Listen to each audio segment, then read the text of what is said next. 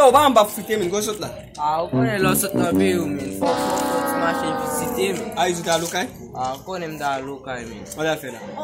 Yè te 1er janvier baba. Ay di pou 1er janvier wal boss pour nan ban. Ah, mon cher men. Yo, la pe yo kay sa bat, boule fili. Yo va fè tom alam non? Ak sa fait. Ni rache mango, leche mango, mette bouilli, pile. Fè tom clé. Ay di amon Clé, pour amon faire. go fè tom.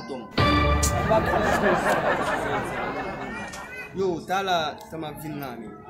Ou konta de kon moun yo ap di kon sa, lò e depi papay, non son. Son malon femelle.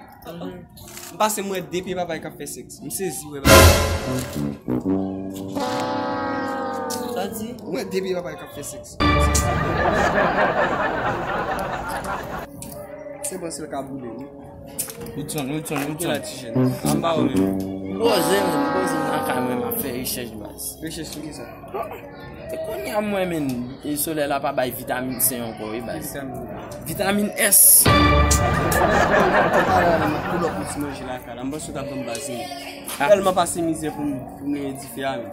Yo, ou konen a sache, mwen abite li men. Mwen te kon sache men, mwen pou li men edife a. Yo, mwen fit ni men chabon an bay, mwen jè akwit men, chabon an pesan. Sache arrete jen te men like.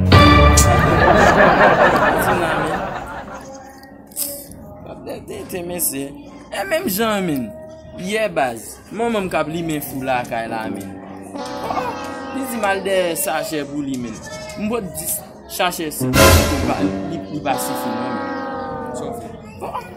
Sa va pa, e di pa ke bo ape mal achete yi, ki li men fou.